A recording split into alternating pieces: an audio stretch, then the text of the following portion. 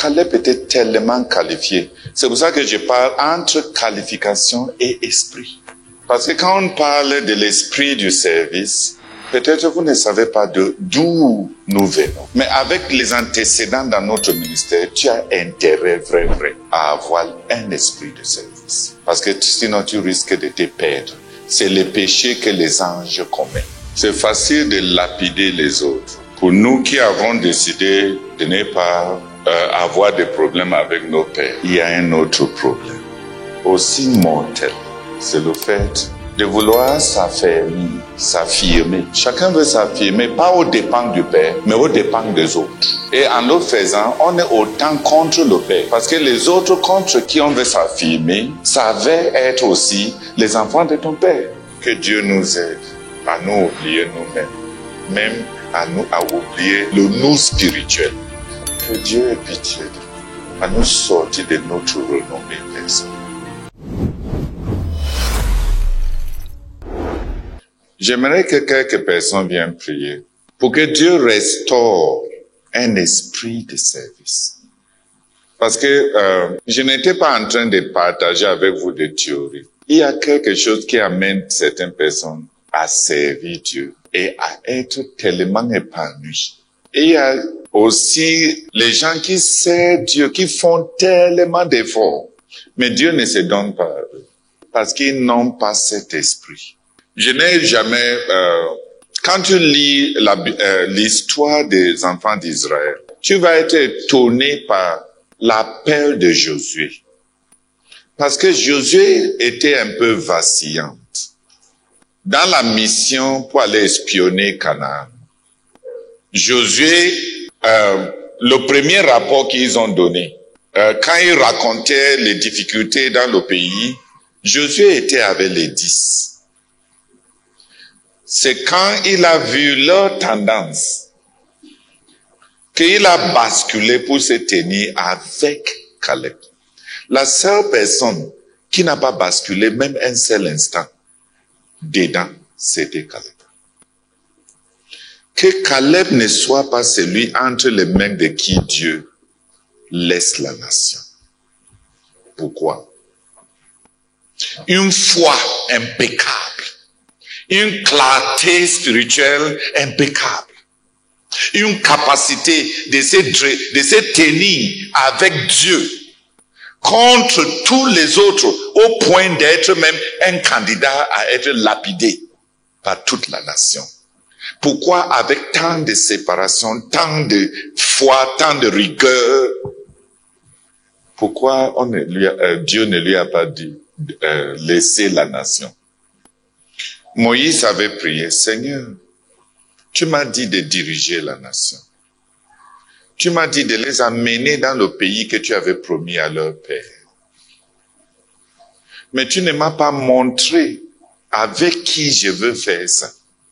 Tu ne m'as pas donné quelqu'un qui peut me se tenir avec moi dans cette commission. Dieu lui a dit, prends Josué, fils de Nun. C'est un homme animé de cet esprit que Dieu décrit là. La différence entre Caleb et Josué était leur esprit. Josué allait faire ce que Dieu a dit à Moïse. Caleb n'avait pas un domaine de désobéissance qu'il connaissait. Caleb avait une bonne relation avec Dieu. Mais est-ce qu'il était zélé pour que Moïse réussisse? Moïse a dit, donne-nous, trouve un homme qui va vivre une vie transparente devant tout le peuple, qui ne va pas perdre les gens. Un homme qui va vouloir que tu accomplisses ce que tu avais dit à leur père. Pas un homme qui va avancer tellement spirituellement que les autres vont finir par l'admirer. Pas quelqu'un qui va détourner les gens de leur père à cause de sa marche personnelle avec Dieu. Donne-les quelqu'un. Tu as vu la condition. Quelqu'un qui va marcher devant eux, qui va sortir et qui va rentrer devant eux. C'est-à-dire quelqu'un qui est connu, dont la vie est vendue au peuple. 8 secondes. L'Éternel dit à Moïse, monte sur cette montagne d'Abarim et regarde le pays que je donne aux enfants d'Israël. Tu le regarderas, mais toi aussi, tu seras recueilli auprès de ton peuple, comme Aaron, ton frère, a été recueilli, parce que vous avez été rebelles à mon ordre dans le désert de Tsin, lors de la contestation de l'assemblée, et que vous ne m'avez point sanctifié à leurs yeux à l'occasion des eaux. Ce sont ces eaux de contestation à Kadès dans le désert de Tsin. Moïse parla à l'Éternel et dit, que l'Éternel, le Dieu des esprits de toute chair, établisse sur l'assemblée un homme qui sorte devant eux et qui entre devant eux, qui les fasse sortir et qui les fasse entrer, afin que l'assemblée de l'Éternel ne soit pas comme des brebis qui n'ont point de berger. L'Éternel dit à Moïse, prends Josué, fils de Nun, l'homme en qui réside l'esprit, et tu poseras ta main sur lui. Tu vois, le français ne ressort même pas ça. En anglais, il dit, prends Josué, fils de Nun, l'homme en qui réside cet esprit. Ça dit que Dieu est en train de dire, ce que tu viens de décrire là, quelqu'un qui ne va pas penser à lui-même, dont toute la vie sera dépensée pour le peuple. De sorte que, avec mon départ, ce peuple ne manque pas de quelqu'un. Seigneur, bien sûr, tu vas m'enlever. Mais au moins, que ton peuple ne soit pas dans le manque. Donne-les un berger. Il n'a pas demandé, donne-les un dirigeant. Donne-les un berger. Caleb était de loin le supérieur de Josué. Est-ce que c'est dans les capacités martiales? Il était un combattant par excellence, un homme à 85 ans dont les forces n'ont pas diminué depuis 45 ans.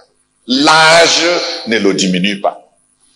Ce n'est être dirigeant, ou bien tout ce que les gens rêvent là, ce n'est pas comme ce que les gens pensent. Et dans notre ministère, une des choses qui m'a tristé le plus, c'est le manque de l'esprit de service. Même ceux qui ont été des disciples du frère Zach ne sont pas ses serviteurs. L'envie d'établir notre signature, ce n'est pas l'envie de détourner les gens du frère Zach, non.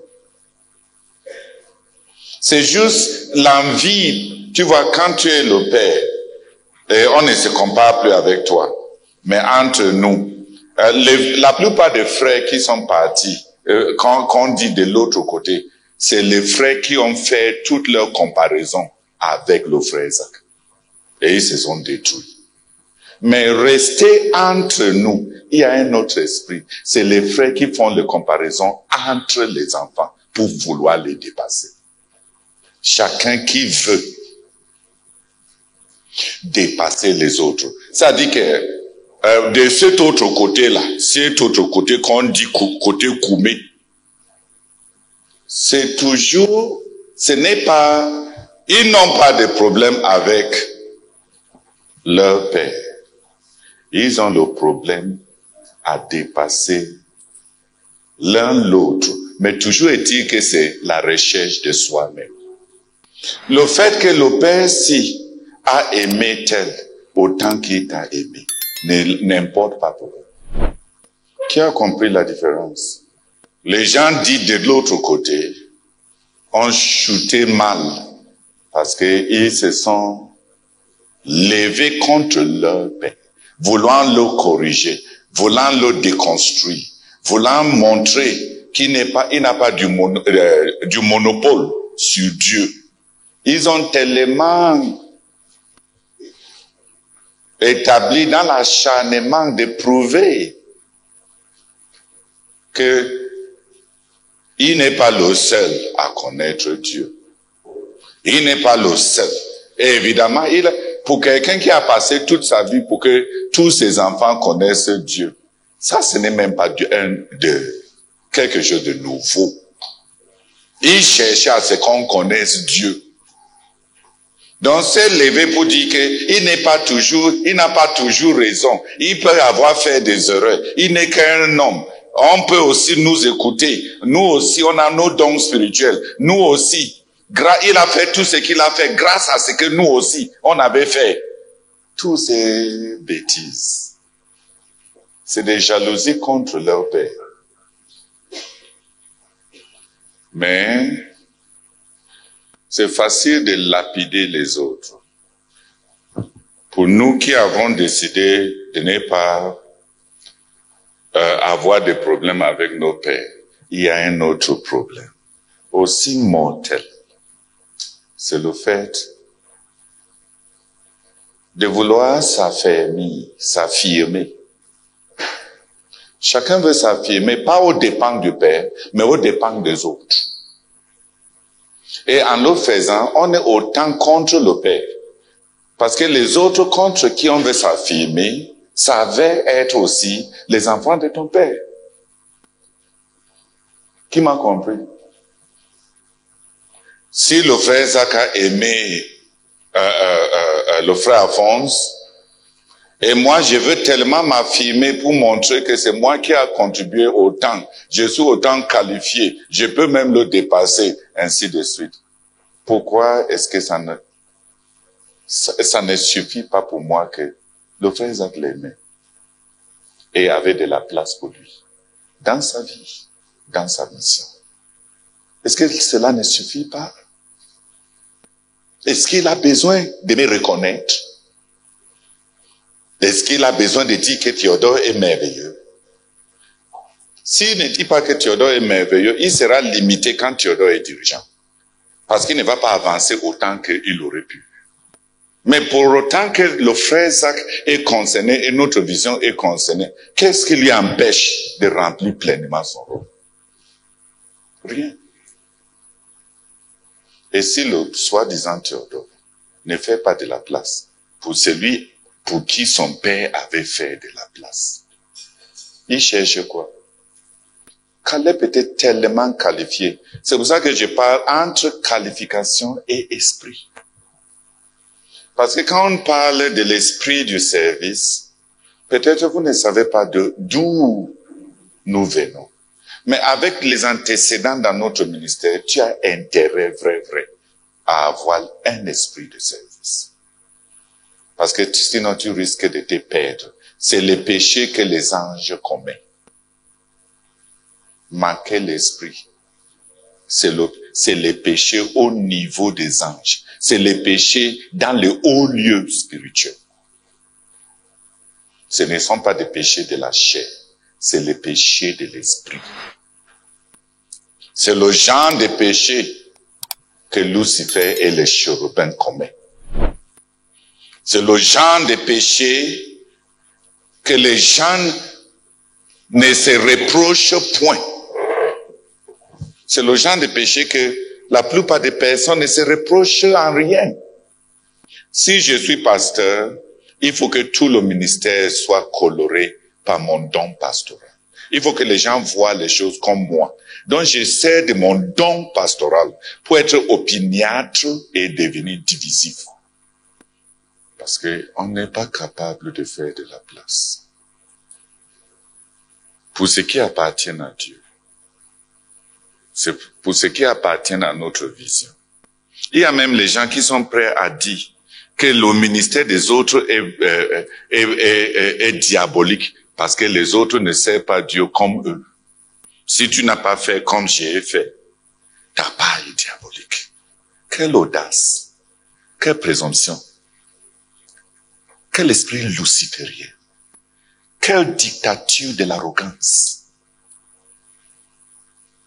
le Dieu de tant de variétés dans la nature, le Dieu de tant de dons spirituels, le Dieu de tant de personnalités dans la société humaine, tu le réduis à être monopolisé par ta dictature de ce que toi tu as compris. Ta manière est définitive. Vraiment.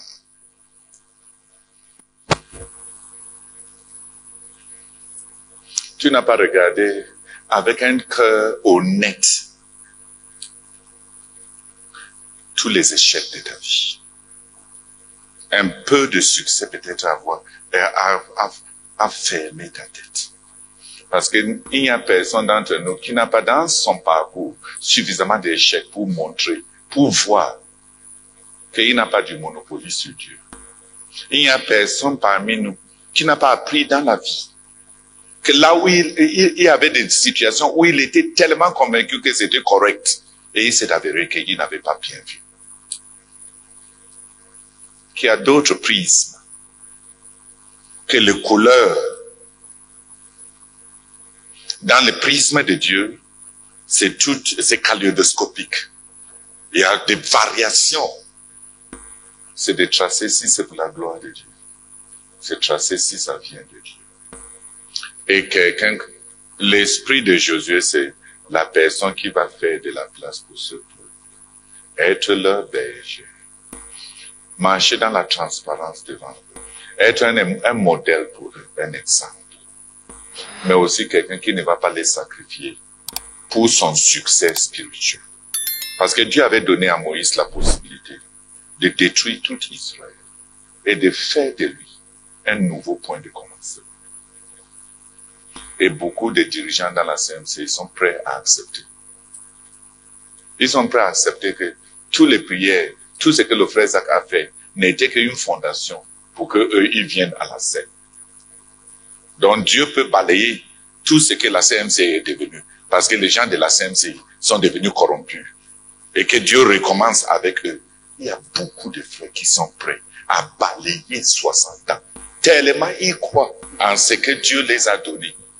Moïse, avec toute son excellence, avait dit, était jaloux pour les investissements de Dieu, déjà pour 700 ans.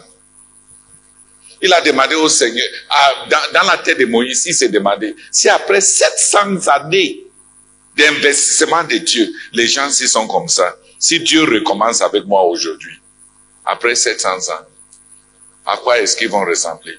Moi-même, qui a même épousé un païen, moi qui a eu un mauvais mariage, moi avec tous mes défauts, si après tous les investissements que tu as fait en Abraham, Isaac, Jacob, Joseph et tous nos ancêtres, les gens s'ils sont comme ça, désobéissants comme ils sont là.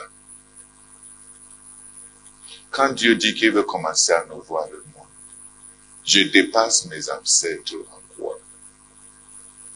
Et mes erreurs, si les tendances là vont se répéter, s'il faut commencer avec moi comme un nouveau point de départ, on va mélanger la sainte sémence avec la fille, avec la fille qui est la prêtre, la fille d'un prêtre de Madian, avec toutes mes limitations humaines.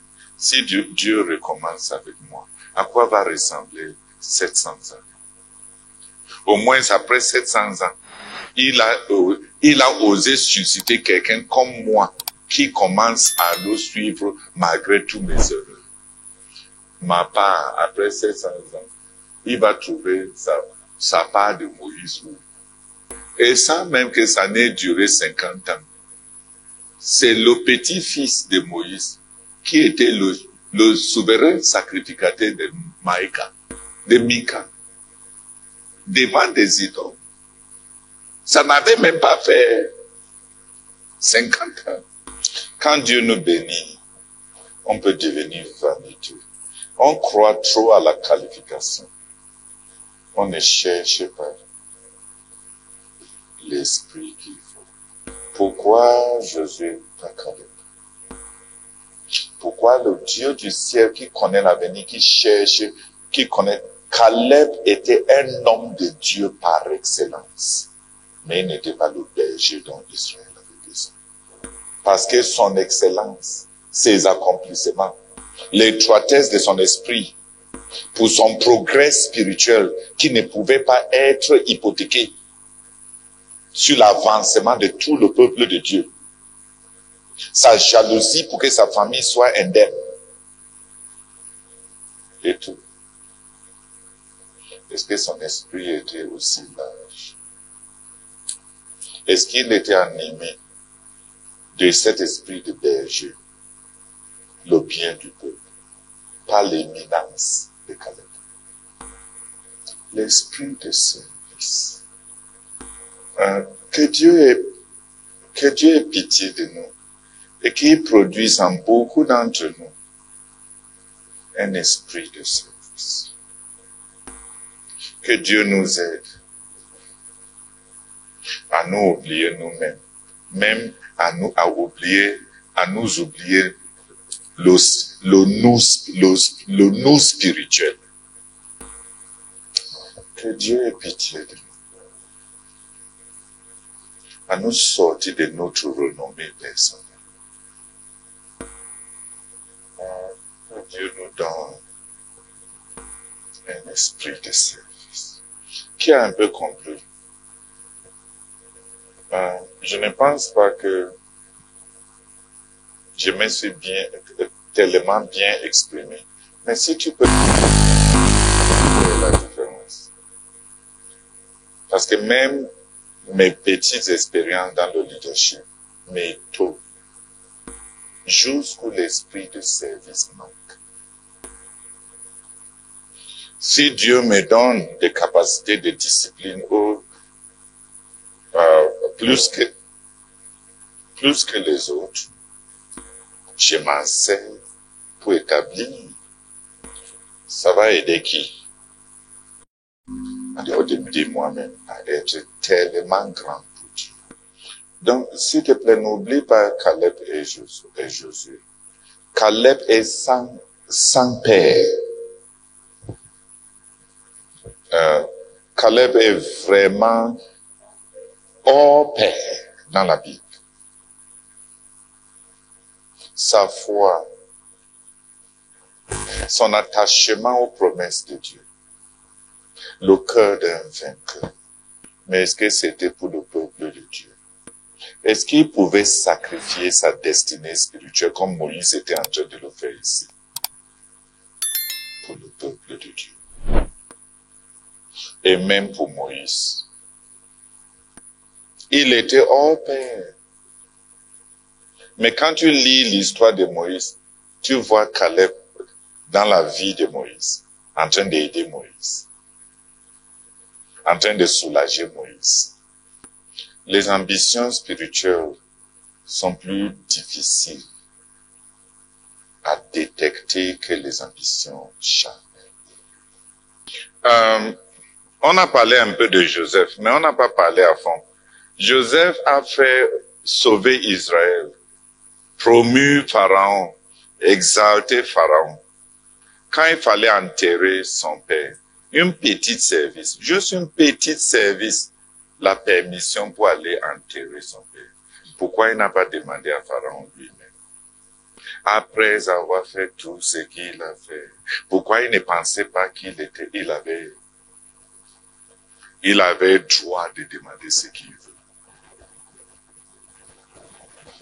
Il a parlé avec les membres de la famille, les enfants de Pharaon, la maisonnée, les gens à la maison. Il a dit, supplie Pharaon pour moi. Que ça soit une décision familiale. Si je n'ai pas lui demander moi-même, ça sera comme une réclamation et ça va négativiser tout mon service. Ça sera comme si j'ai le droit de lui imposer mon programme. Pourquoi est-ce qu'il n'est pas parti demander à Pharaon? Quelque chose d'aussi simple que d'aller enterrer son père.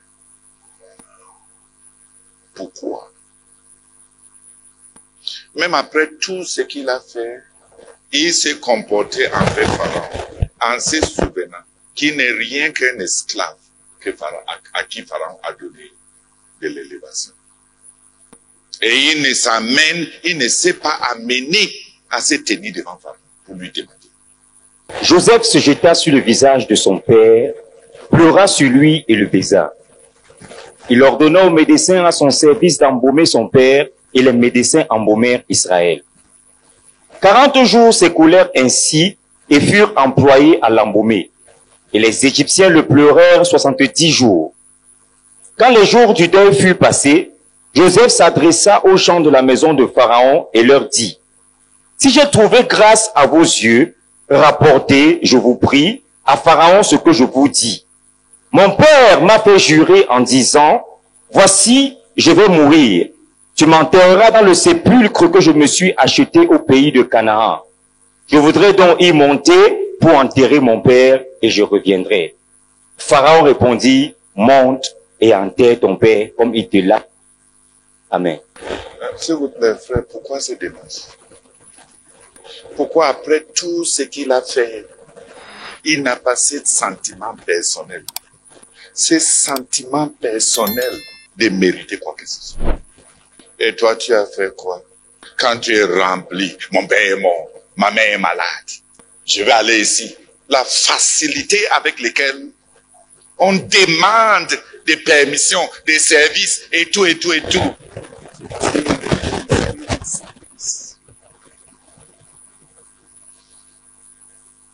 On croit. Il faut qu'on nous montre qu'on a de la valeur.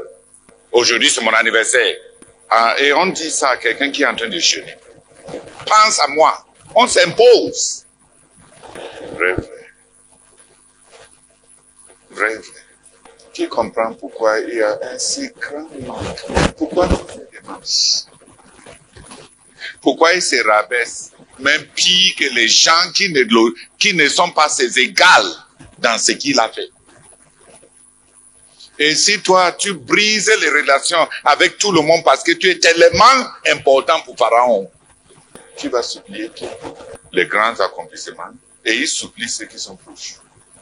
Et on a des gens, ils n'ont même rien fait. Il peut piétiner même ta femme, piétiner tes enfants parce qu'il croit que tu dois l'écouter si tu connais ce qui est bon pour toi. Pourquoi? Après tous ces rapportages que la Bible nous dit de ce qu'il a fait pour Pharaon, pourquoi ces démarches de supplication? Pourquoi cet esprit de quelqu'un qui connaît sa place, qui connaît que tout ce qu'il a apporté n'était qu'un service, pas un droit? Et pourquoi ton cœur n'est pas comme ça? Pourquoi un peu de l'occasion de faire quelque chose et tu es rempli, ton cœur gonfle et ta poitrine fait mal et tu es rempli tellement de ton propre importance. Tu t'es créé une place, tu t'es frayé un chemin. Les gens te doivent. Pourquoi on est devenu comme ça? Ce n'est pas parce qu'on a fait, c'est parce que nous sommes, sans la miséricorde de Dieu, le genre de personnes qui n'ont pas d'avenir. Si Dieu ne nous fait pas grâce. Quand le frère Zach écrit un livre, supplier pour appartenir et servir Dieu. Supplier. Je sais. Pourquoi il y a un esprit de service? Et beaucoup n'en ont pas. La plupart des personnes hypothèquent leurs compétences pour la reconnaissance. Je suis prêt à mettre ce que je connais à ton service, pourvu que tu me donnes la place d'importance, de diriger les choses et gérer ça comme je veux. Si je dois apporter mes connaissances derrière quelqu'un d'autre, je ne fais pas. Tu es luciférien. Est-ce que quelques personnes peuvent venir prier? Qui a compris un peu quand on parle de l'esprit de service? Il y a un esprit de service. Et on n'a pas beaucoup de gens autour de nous qui manifestent ça. La plupart des gens utilisent le service pour écrire des CV.